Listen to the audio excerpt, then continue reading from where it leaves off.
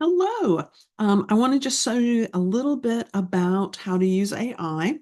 And so I'm going to do a screen share here and show you one of the most commonly used AIs. So what you're looking at here is ChatGPT. You can just go to chatgpt.com, and if you haven't used it before, you would need to sign up to use it. This version that I'm showing you right here is a free version. The main downside of the free version is that sometimes if you use it for a long time when it's busy, it'll downgrade you to a much lesser version. So just something to think about. But I think most of the time it will serve you pretty well if you're just doing things here and there and not a whole lot of work at once.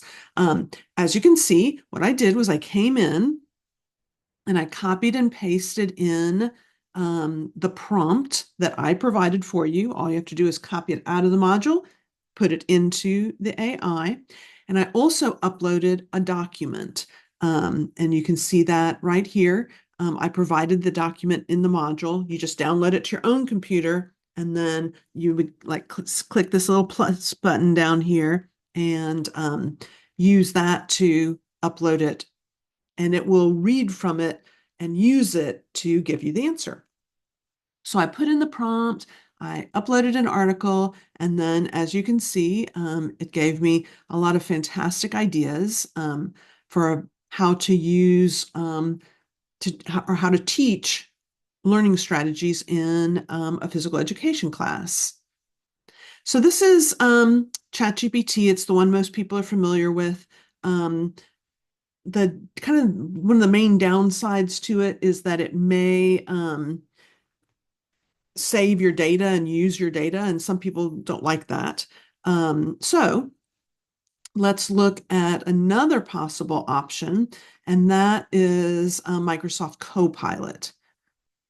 So what I did was I went to copilot.microsoft.com, and if you want to have the privacy protection and security, you need to log in using your Bobcat email. I'm going to log in right now using my Georgia College email.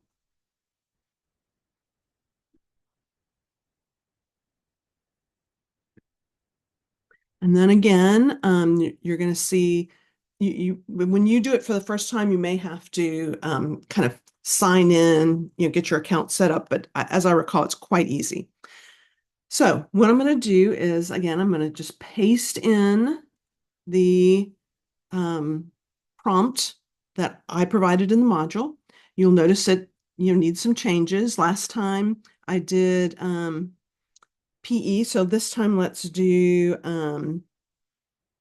band. I teach band primarily to grades. Let's do 6 through 8. And then I need to add content for it to pull from. And again, I provided that. So I'm going to upload it from my device.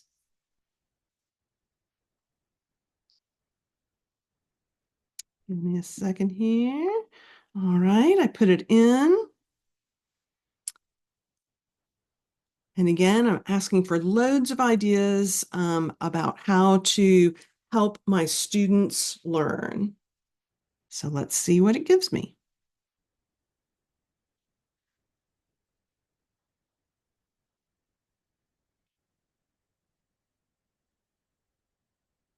And as you can see, it's provided a lot of great ideas. All right, let's look at one more AI. I'm about to show you the AI that I actually use. I do pay for this. It's $20 a month. And this one is called Boodlebox. And I'll show you why I really like Boodlebox. First of all, I'm just going to put the prompt in. This time, let's say I teach English primarily to grades 11 and 12. And then remember, I'm going to attach the document. So let me go in and get that, put it in.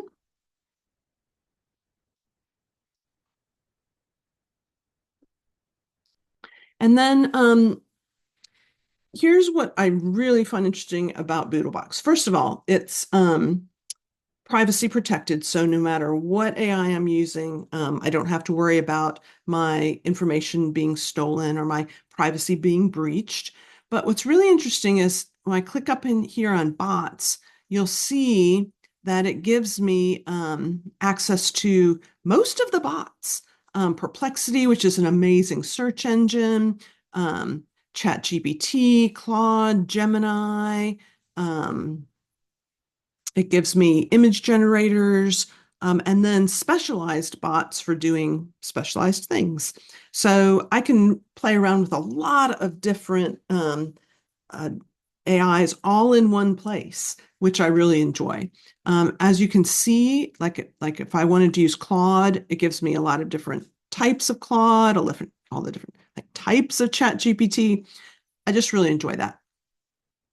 It also does a lot more than that, but I think that alone is a pretty good reason to use it if you're willing to pay the $20 a month.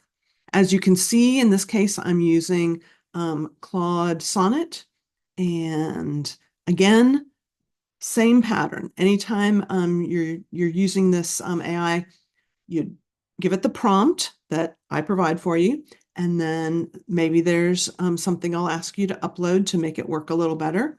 Let's see what it gives me.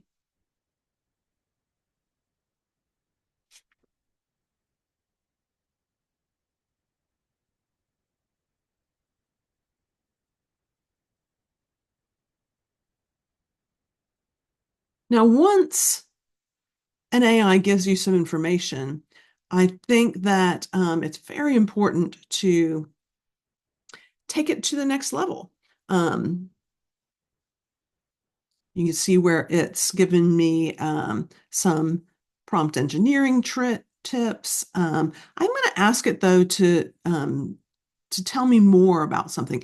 Blank plot diagrams. That's not that interesting. Let's see. I'm going to say to it, um, those are all good, but give me more ideas that are super engaging to students and a bit novel or unusual. Maybe some that bring joy. Let's see what it gives me.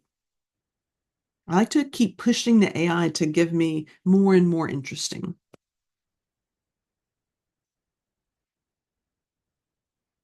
See, I think already I'm seeing some that I think are much more interesting. Mm. I guess probably what I should do is just go ahead and make that part of the original prompt that I give you. So the prompt that you're going to see is maybe going to look a little different because I'm just going to see if I can make it do this right from the beginning. So once you've got a lot of feedback from the AI, what you're going to do is just like copy and paste this whole giant thing. Sometimes this is going to be so huge, but I mean it's easy to do. Just come to the top and just copy the whole thing. Blah. That's what I usually do. And then just control copy, then open up a blank Google Doc, paste it in, and in your personal page, it'll talk you through how to then link that new document that has this in it onto your personal page. So this was quite a quick run through, but I hope that it helped you see a few different possible AIs that you might use, a paid one, a free one that's particularly high quality, that's the ChatGPT, a free one that is maybe not quite as great quality, but is privacy protected by the University System of Georgia for you. That's kind of nice. So hopefully one of those will appeal to you. And if you haven't used it much, you can start using it. If you get confused, let me know and I'll be happy to just do like a quick Zoom with you and help you get started. I hope you enjoy it.